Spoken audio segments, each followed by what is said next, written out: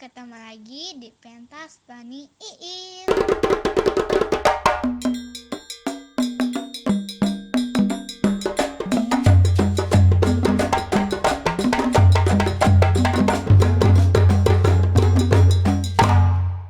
Assalamualaikum warahmatullahi wabarakatuh. Halo teman cerita semua, ketemu lagi di pentas PNS Cerita Integritas. Halo teman cerita, halo Daeng GKM. Saat ini saya berada di kantor pengelolaan TIK BMN Makassar bersama Kepala Kantor KPTIK BMN Makassarnya, mau bercerita sedikit nih tentang pembangunan zona integritas di KPTIK BMN Makassar. Iya. Halo Pak Taufik, selamat pagi. Panggilnya apa nih Kak? Kak Iis aja Pak Taufik ya. Pak Taufik apa kabar? Alhamdulillah baik. Baik ya, alhamdulillah sehat. Tetap melaksanakan protokol kesehatan ya Pak di zaman adaptasi kebiasaan baru ini. Nah Pak Taufik, kita mau tanya-tanya sedikit boleh ya tentang pembangunan zona integritas nih di KPTIK BMN Makassar. Jadi pentas itu kan concern dengan pembangunan integritas Pak, khususnya di PNS. Nah kita melihatnya KPTIK BMN ini sebagai salah satu unit yang continue dalam melaksanakan pembangunan zona integritas ini Pak. Sebelum jauh melangkah nih Pak Taufik, kita mau kenalan dulu dong. Oke, teman cerita, nama saya Muhammad Taufik Hidayat, Kepala Kantor Pengelolaan TIK dan BMN Makassar. Saya sudah 3 tahun bertugas di Makassar. Ya sehari-harinya ya bekerja di KPTIK BMN Makassar karena saya bujangan juga di sini. Oke, fokusnya berarti memang untuk bekerja di KPTIK.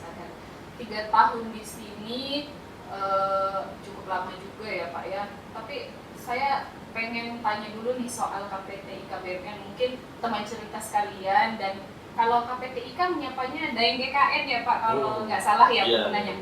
Mungkin teman cerita dan Daeng GKN pengen tahu lebih jauh KPTIK BMN Makassar itu apa sebenarnya Pak? Kantor apa dia? Jadi kantor KPTIK BMN Makassar itu kepanjangannya itu Kantor Pengelolaan TIK, Teknologi Informasi dan Komunikasi, dan BMN, Barang Milik Negara Makassar. Itu adalah salah satu dari 6 unit vertikal di bawah Pusintek Sekretariat Jenderal Kementerian Keuangan yang berada di Makassar. Jadi untuk sekjen itu ada 6 unit vertikal di bawah Pusintek, keseluruhannya Pusintek sekjen. Nah, salah satunya yang di Makassar itu untuk mengelola Indonesia bagian timur. Jadi stakeholdernya banyak gitu. Oke, berarti tadi dia mengelola teknologi informasi dan komunikasi, juga barang milik negara itu ya Pak ya. Di GKN Makassar berarti Pak, di tempat kantornya ini berada. Posisinya di GKN Makassar. Untuk pengelolaan layanannya cukup hanya di ruang lingkup GKN Makassar, atau tadi ya emang sampai Indonesia Timur? Nah, pertanyaannya bagus tuh, soalnya banyak yang belum tahu juga. Jadi KPTIK BMN Makassar itu secara TUSI dia itu melakukan pengelolaan TIK untuk Kementerian Keuangan yang berada di Indonesia bagian timur. Jadi seluruh kantor Kementerian Keuangan di Indonesia bagian timur koordinasinya ke KPTIK BMN Makassar. Lalu juga untuk BMN khusus yang berada di dalam lingkungan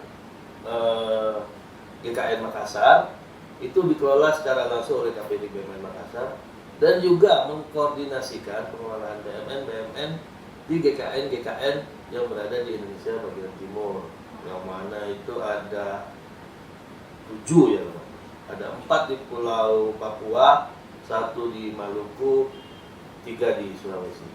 Lumayan luas berarti cakupan pekerjaannya ya Pak, Iya. ya, ruang lingkup wilayah kerjanya lumayan luas. Nah itu aja Pak tugasnya, maksudnya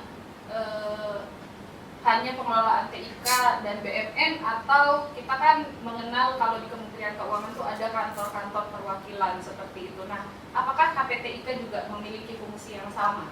Selain itu juga, ya, KPT BUMN Makassar memiliki tugas atau fungsi sebagai Sekretariat Perwakilan Kementerian Keuangan untuk Provinsi Sulawesi Selatan. Jadi untuk Kementerian Keuangan itu kan di seluruh provinsi di Indonesia ini ada kepala perwakilannya. Nah, untuk Sulawesi Selatan itu kepala perwakilannya itu disupport oleh Sekretariat Perwakilan Kementerian Keuangan Sulawesi Selatan. Dalam hal ini Dalam hal KPT ini, IKBMN ya. KPT Oke, BUMN. berarti secara besaran tugas tuh KPT IKBMN Makassar melaksanakan pengelolaan TIK baik dalam gedung keuangan negara sampai ke satker-satker di wilayah Indonesia Timur, kemudian pengelolaan BMN khususnya untuk BMN yang ada di GKN Makassar, kemudian juga melaksanakan fungsi sebagai sekretariat perwakilan gitu ya Pak. Berarti stakeholdernya lumayan banyak ya Pak? Ya lumayan. Karena GKN ini kan terkenal, GKN Makassar ini luas dan memang diisi GKN yang paling banyak ditempati oleh satker-satker Kemenkeu, Iya benar gitu ya Pak ya? betul. Ini GKN paling besar ya se-Indonesia. Di dalam Dan GKN bisa Makassar, sedunia juga karena GKN cuma ada di Indonesia. oke. Di dalam GKN Makassar sendiri ada berapa Pak? Kalau unit yang berkantor di GKN Makassar ini? Kalau Kemenkeu-nya, Satker Kemenkeu-nya ada 10 ya? 10. 11. Satker Kemenkeu-nya 11 kalau nggak salah. Tapi ada juga kan ada satker-satker yang istilahnya kita pinjam pakai seperti KPPU. Itu satker-satkernya semuanya secara langsung memberikan pelayanan terhadap masyarakat gitu ya Pak ya? Satker-satker yang berkantor di sini, berarti fungsi KPTIK ini sangat penting untuk memastikan layanan Kemenkeu ini tetap sampai ke masyarakat dengan memberikan dukungan operasionalnya seperti itu ya Pak Taufik ya? Strategis ternyata perannya KPTIK ini. Jadi saya tambahkan, memang judulnya kantornya itu kantor pengelolaan bukan kantor layanan, karena kita dalam pengelolaan itu kan ada layanan, kita memberikan layanan. Salah satunya yaitu kita memberikan layanan kepada kantor pelayanan atau satker-satker yang berada di GKN. Oke, fungsinya supporting Dia ya. supporting, tapi layanannya itu layanan supporting, bukan layanan dalam bentuk kan seperti ada KPP, nah ini layanan perpajakan, ada KPPR, layanan perbendaharaan, ada KPPU, layanan persaingan usaha. Nah itu biar mereka bisa memberikan layanan yang optimal kepada stakeholdernya, KPT BUMN Makassar harus support dengan memberikan layanan yang optimal juga kepada mereka. Oke, secara langsungnya ke Satker Kemenkeu, tapi secara tidak langsungnya agar layanan bisa sampai ke masyarakat seperti itu ya Pak Taufik. Betul. Baik, ini udah kebayang nih berarti apa alasan, saya berpikirnya ini menjadi alasan utama pembangunan ZI di KPT IKBMN Makassar. Apa benar seperti itu Pak? Apa landasan utama atau apa latar belakangnya Bapak mencanangkan KPT IK ikut KPT IK membangun zona integritas nih? Apa alasan utamanya Pak? Nah, jadi kan salah satu hal penting untuk memberikan layanan yang prima atau optimal itu kan ialah integritas dan layanan yang prima istilahnya, sehingga kita bisa memberikan layanan yang top of the top gitu kepada stakeholder kita. Nah, jadi untuk membangun integritas itu kan ada banyak cara gitu kan. Nah, salah satunya ya ini kita membuat program pembangunan zona integritas, sehingga itu berefeknya nggak cuma ke perseorangan tapi ke semua secara luas efeknya. Jadi kita bangun integritasnya sehingga mendapat kepercayaan dan kita optimalkan layanan-layanan yang kita berikan. Nah dalam pembangunan itu ya mungkin agak panjang yang jelasinnya kan, gimana sih caranya untuk memberikan layanan yang prima begitu kan. Nah, itu kan kita bisa mengidentifikasi ada beberapa potensi itu. Yang pertama dibutuhkan kepercayaan publik atau akuntabilitas yang jelas, sehingga di situ kita berpotensi kalau citranya buruk layanannya akan nggak optimal diberikan. Terus yang kedua juga tentu di pengelolaan anggaran kita harus bisa memberikan pengelolaan anggaran yang efisien sehingga dan efektif, sehingga pemberian layanan kita itu bisa tepat guna kalau istilahnya saya nyebutnya, dengan biaya minimal tapi output yang maksimal. Terus juga potensi lagi optimalisasi sarana prasarana yang ada di GKN kita optimalkan. Apa itu potensinya itu apa? Resikonya tersia-siakan kan? Oh, Kan? Nah, itu baik. sehingga Ide ya, Beb. ada potensi untuk kita optimalkan itu aset, karena itu aset negara kan. Karena kan sekarang ya kita tahu negara kita ini kan sumber pemasukannya ya selain minyak udah mulai susah, pajak juga udah kawan-kawan pajak juga udah itu. Ya, sekarang kita masuk ke optimalisasi aset, di mana salah satu visi KPT BUMN adalah pengelolaan aset negara kan. Oke, baik. Jadi betul-betul memanfaat kayak ZI ini untuk mengupgrade fungsi pelaksanaan fungsi KPT IKBMN ya Pak. Jadi bukan cuma sekadar memberikan dukungan operasional kepada unit-unitnya, tapi bagaimana menjaga citra pelayanan Kemenkeu agar terpercaya di masyarakat. Kemudian bagaimana juga mengoptimalisasikan gedung keuangan negara yang dikelola oleh KPT IKBMN Makassar agar bisa menjadi sumbangsi pendapatan negara seperti itu ya. Tentunya untuk bisa mewujudkan hal itu memang diperlukan perbaikan sistem ya Pak ya, yang salah satunya dilakukan melalui pembangunan zona integritas ini. Terasa nggak Pak perubahannya? Belum kan, kita masih ini secara besar mungkin belum sebesar yang kita harapkan, cuman terasa. Seharusnya kalau yang stakeholder langsung terasa, cuman yang tadi yang outcome yang kita harapkan itu ya belum kelihatan. Tapi menuju ke situ. Jadi kita ada beberapa inovasi lah. Yang pertama kita harus budaya kerja Kemenkeu, menerapkan budaya kerja Kemenkeu. Kemenkeu itu kan punya budaya kerja. Tapi yang utama lagi nilai-nilai Kemenkeu, integritas itu kita tanamkan ke seluruh insan Kementerian Keuangan, khususnya KPT BUMN Makassar. Kenapa integritas itu perlu? Ya karena itu tadi, untuk mendapatkan kepercayaan dari publik, kita kan harus bisa, akuntabilitas kita harus terjaga dong. Saya lihat, kita pertama kita tanamkan integritas, kita ikutkan, kita sosialisasi terkait integritas kepada pegawai-pegawai KPT BUMN Makassar. Kita ikutkan training integritas dengan KPK. Iya, katanya seluruh pegawai KPT IKBMN Makassar ini telah mengikuti diklat dasar anti korupsi ya Pak, saking seriusnya usahanya. Betul. Wah, hebat juga ya. Berarti itu inovasi perlu pertama kita itu. diragukan lagi dong ya Pak ya untuk integritasnya. Kemudian lanjut Pak, inovasi selanjutnya. Terus inovasi selanjutnya tuh tadi optimalisasi aset atau dalam ini sarana prasarana kita optimalkan. Jadi misalnya kita ada kan gedung kita ini kan gedung tua. Salah satu contohnya di atas itu kan udah mulai bocor-bocor, rembes-rembes gitu kan. Daripada kita benarkan dengan istilahnya waterproofing segala, ya kita optimalkan aja. Itu kan terbuka, biayanya bisa lebih murah malah. Kita buat lapangan olahraga, tambah futsal di atas, sehingga untuk menambah sarana prasarana. Efek besarnya ya nanti kan, apalagi ini kan COVID ini, pegawai nggak perlu jauh-jauh, jadi olahraga berkumpul semua di sini dan saling guyup, saling rukun, sehingga terlihat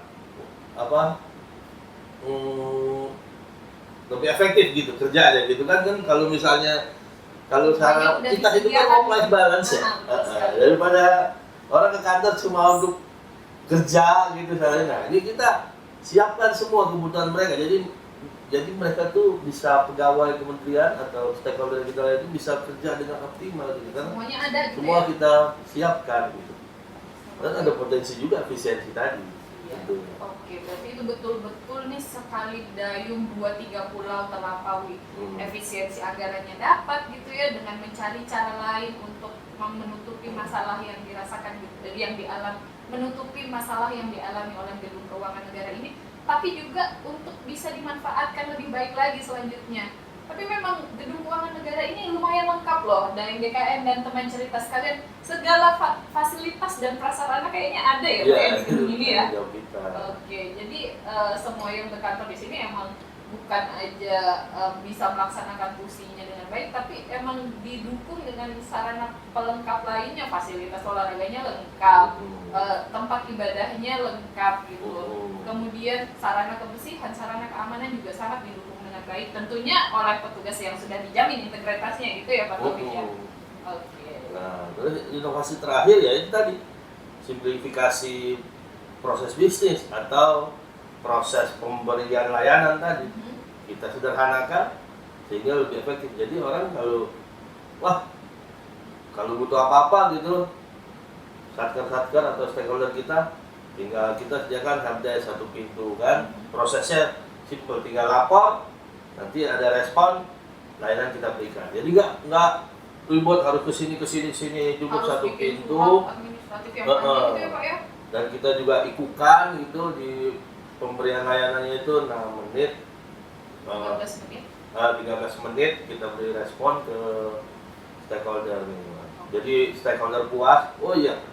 Jadi ada kejelasan gitu. Mereka minta ini dapat nggak sih ininya, kapan mau dipenuhi, nah itu ada responnya, itu kita sampai situ itu tuh 15 menit maksimal. Oke, 15 Jadi proses bisnisnya tuh yang nggak perlu kita hilangkan, straight to the point. Penyederhanaan proses bisnis Yeah. ya Pak untuk pemberian layanan gitu, khususnya proses bisnis yang memang tidak diperlukan gitu ya. Jadi betul-betul diidentifikasi apa syarat utamanya itu yang ditekankan untuk dipenuhi. Sangat bermanfaat berarti ya Pak di masa COVID seperti ini. Sangat bermanfaat sekali. Orang nggak perlu datang lagi minta layanan, minta dicek, tapi bisa melalui banyak saluran, kemudian tidak diperibet prosesnya untuk pemenuhannya. Diikukan pula kan, dijamin standar kinerjanya, kemudian berarti SOP-nya pun disederhanakan ya Pak ya, dengan penetapan yang resmi gitu ya. SOP disederhanakan dan distandarkan. Kita juga sudah dapat ISO 9001 loh. Itu yang pengen layanan saya singgung sedikit Pak. Jadi tadi kalau dari sisi, jadi teman cerita, kalau kita bicara soal ZI ini kan ada 2 poin utama. Yang pertama adalah integritas dan yang kedua adalah pelayanan prima.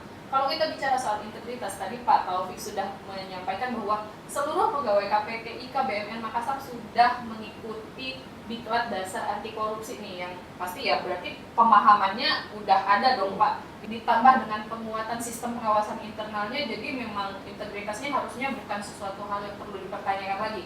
Kemudian ternyata dari segi layanan publik nih ada ISO 9001 ya Pak ya, sudah terakui secara standar internasional, pelayanannya memang mantap gitu. Oke, berarti jadi kualitas layanannya KPT BMN Makassar, layanan itu sudah diakui secara internasional sesuai standar dan qualified. wah, keren sekali. Yeah. Dengan tugas yang mungkin banyak orang yang menyepelekan ya Pak ya, orang yang tidak tahu tentang betapa beratnya tugas KPT IKA BMN Makassar ini, mungkin unit apa, orang kita kenalnya unit yang secara langsung menyumbang pendapatan, tapi ternyata berat tugas, fungsi dan tanggung jawabnya seorang Pak Taufik untuk menahkodai KPT IKA BMN Makassar ini Pak.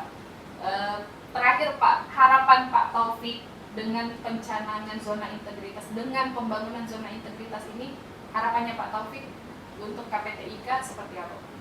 Ya tentunya kan harapan semua orang ya, nggak cuma saya ini kan, kita bisa menikmati kerja kita, sehingga kalau kita sudah bisa menikmati pekerjaan kita, kita bisa memberikan yang full potential of ourselves gitu kan, memberikan potensi kita yang maksimal untuk kantor, sehingga nanti kualitas layanan yang diberikan juga akan lebih optimal, akan lebih prima yang dirasakan oleh stakeholder, yang mana nanti akan ada efek domino ya kan, tadi seperti saya bilang di awal, layanan kita tuh memang nggak secara langsung ke masyarakat, tapi dengan mulai dari kita, nanti layanan yang kita layani juga akan lebih maksimal, sehingga nanti outcome-nya itu akan jadilah suatu kementerian keuangan yang qualified, terpercaya, berintegritas. Wah, Oke, teman cerita. Terima kasih dulu nih buat Pak Taufik Ya, atas waktunya. sama-sama. Makasih sudah mau menjadi teman bincangnya pentas ya Pak Taufik. Mudah-mudahan apa yang kita bahas hari ini bisa menjadi inspirasi untuk kantor-kantor lainnya. Iya, terima kasih Kak I. Baik teman cerita, itu tadi sesi ngobrol kita sama Kepala Kantor TIK dan BMN Makassar tentang bagaimana sih pembangunan zona integritas di KPTI KBMN Makassar tentunya. Jadi upaya-upaya yang telah dilakukan oleh KPTI KBMN Makassar dalam membangun budaya kerja yang berintegritas dan pelayanan prima semoga bisa berdampak baik dan banyak khususnya untuk masyarakat pengguna layanan KPTI KBMN Makassar. Selamat pagi, sampai jumpa. Assalamualaikum warahmatullahi wabarakatuh.